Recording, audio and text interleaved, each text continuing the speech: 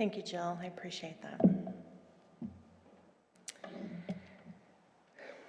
As we celebrate the legacy of the Reverend Dr. Martin Luther King Jr. this weekend, I have been reflecting on the images of the white people in the crowd counter-protesting his actions and those of the other civil rights activists of his time. As I look at the photos of people jeering him and his fellow organizers, and as I also look at the archival photos of bitter and angry faces yelling at the young Black children trying to integrate schools during that time, I wonder what I might have done.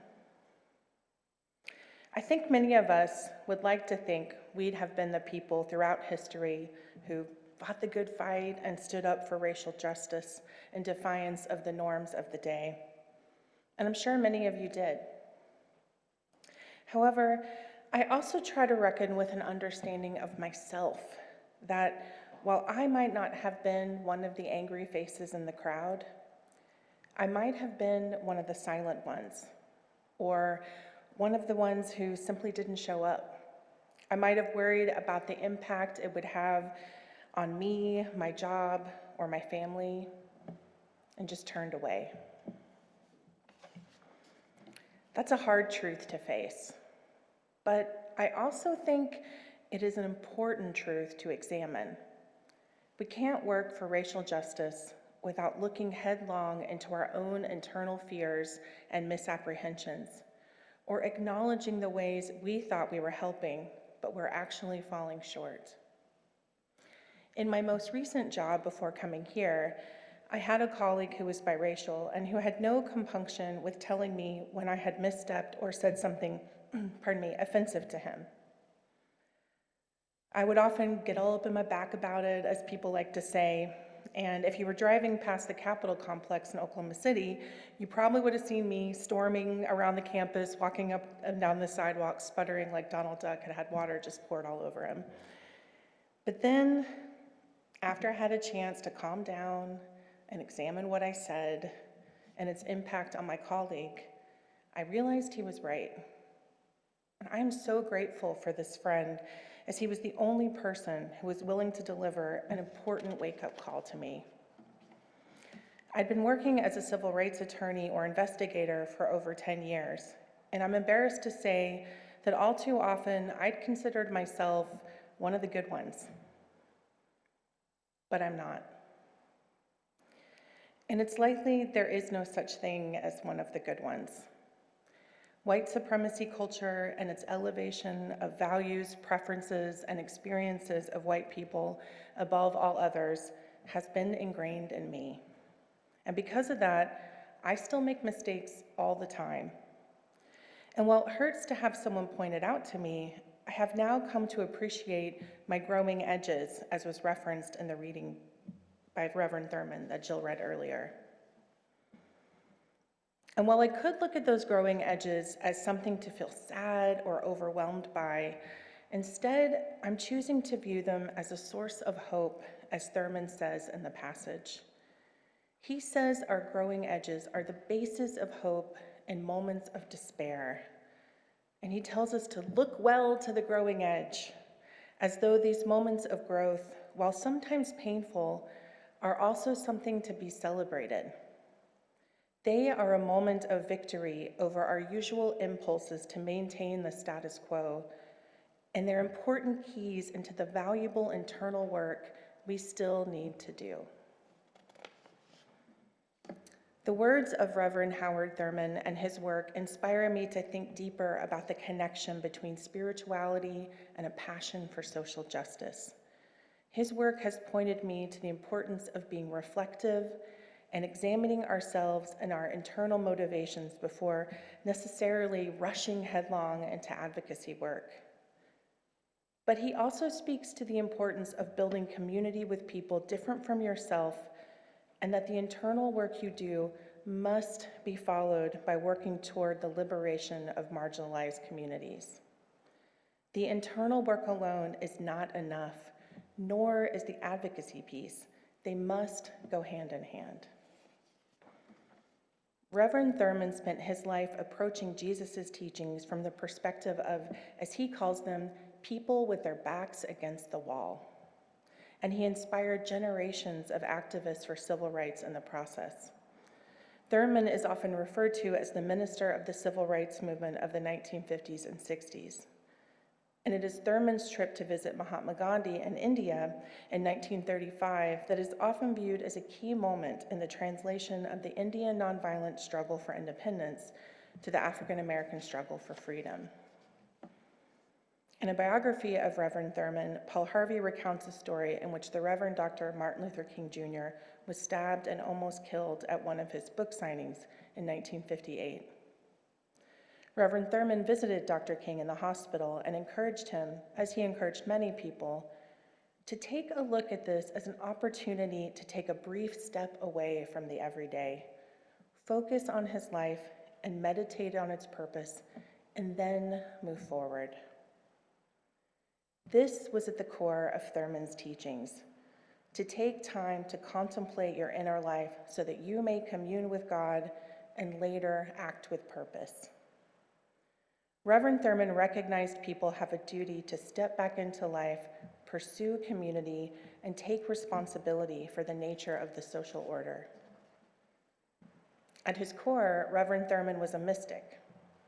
Author Luther Smith notes that for Thurman's brand of prophetic mysticism, the formation of community is done through a liberation process that includes inner freedom.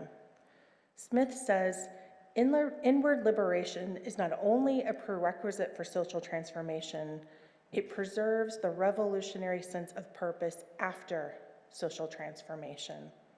In other words, one's inward liberation keeps the struggle itself from being confused with the ultimate objective. The means are not the same thing as the ends. Therefore, we have to do the important internal work of determining what those ends should be so that we do not lose sight of them in the midst of social change, especially when the social change we have garnered may not ultimately be enough.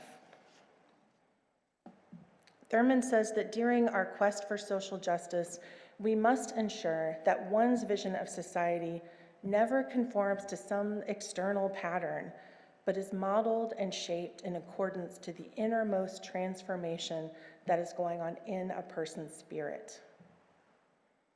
Reverend Thurman asserted that those of us who are engaged in seeking acts of liberation must examine our motivations and determine if the relationship between our own spiritual journeys are related to the changes we are seeking within our communities.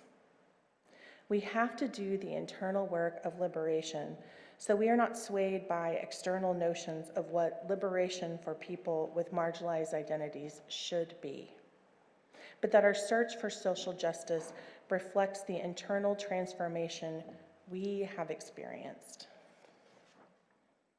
In his book, Ethical Leadership, Thurman scholar Walter Fluker writes, if one is unable to name for oneself the defining values of one's life, then he or she will not be able to authentically speak about change anywhere else.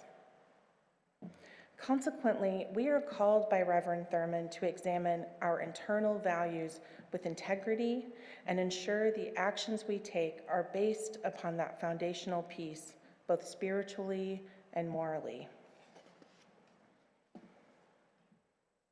As many of us spend tomorrow celebrating the life of Reverend Dr. Martin Luther King Jr., I would challenge us all to celebrate his legacy by examining our values and holding ourselves accountable for instances in which we did not live into those values.